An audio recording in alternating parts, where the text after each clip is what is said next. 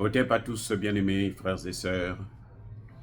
L'Agence internationale pour l'énergie atomique vient de faire une révélation fracassante qui nous pousse à demander aux différents belligérants, aux va-t-en-guerre de la communauté internationale, ou plutôt de la communauté européenne et otanienne, de faire attention avec ce qui est en train de se passer au Moyen-Orient, de tout faire pour calmer le jeu, d'éviter l'escalade. Pourquoi je dis ça? Eh bien, ce que dit l'Agence internationale à l'énergie atomique, c'est que l'Iran possède 164,7 kilos d'uranium enrichi à 60%. Et là, nous sommes en août 2024. Pour que l'uranium enrichi puisse donner la bombe atomique, il faut que ça soit enrichi à hauteur de 90%. Et cette agence nous dit que, en réalité, l'Iran a aujourd'hui, au moment où nous sommes en train de parler, la capacité de fabriquer 3 bombes. En d'autres termes, l'Iran possède au moins 3 têtes nucléaires. À Hiroshima, les États-Unis ont utilisé une tête. À Nagasaki, les États-Unis ont utilisé une tête. Et nous savons les dégâts que ça a dû occasionner. Donc, pousser l'Iran et Israël à s'affronter, c'est une grave erreur de la communauté otanienne.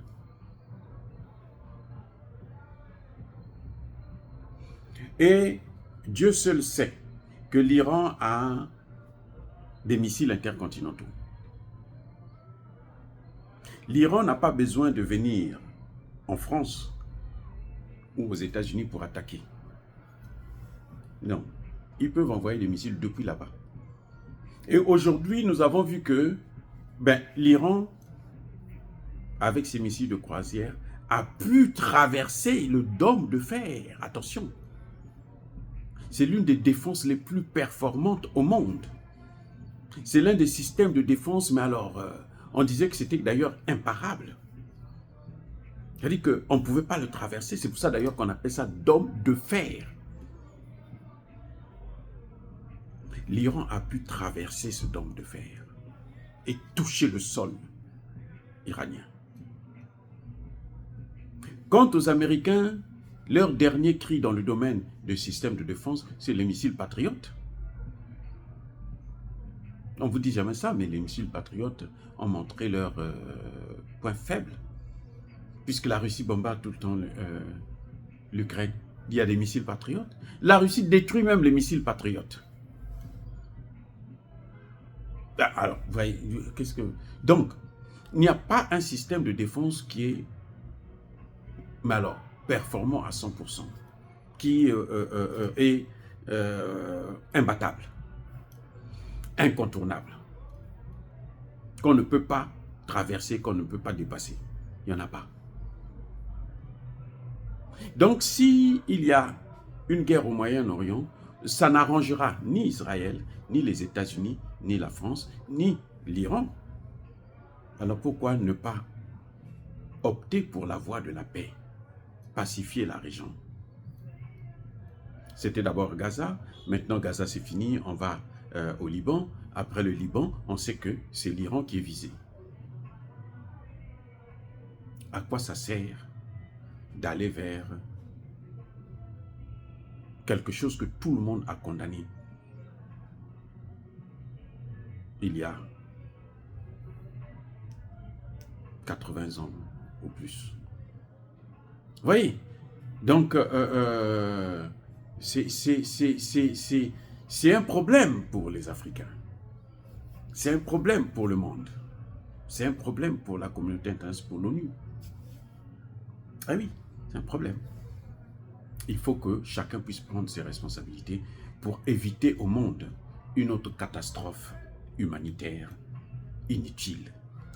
On peut faire l'économie d'une troisième guerre mondiale, qui probablement sera une guerre nucléaire. On peut faire cette économie. On peut épargner le monde de cette souffrance.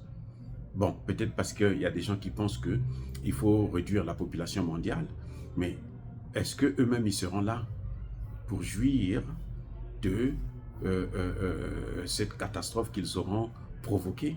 Je ne pense pas toujours. C'est pas si sûr. Ah oui, c'est pas si sûr. Parce que Dieu n'a pas encore dit son dernier mot. Les amis, soyez bénis, soyez abondamment bénis par le Dieu des Kémites et par nos ancêtres évangélisés. Mais que tous ceux qui persécutent le continent africain, le pillent et le déstabilisent, qu'ils soient noirs, blancs, chinois, arabes, juifs, indiens ou qui qu'ils soient punis, maudits, foudroyés, neutralisés, écrasés, effacés par le Dieu des Kémites et par nos ancêtres évangélisés. Vive l'Afrique éternelle, j'ai dit et j'assume.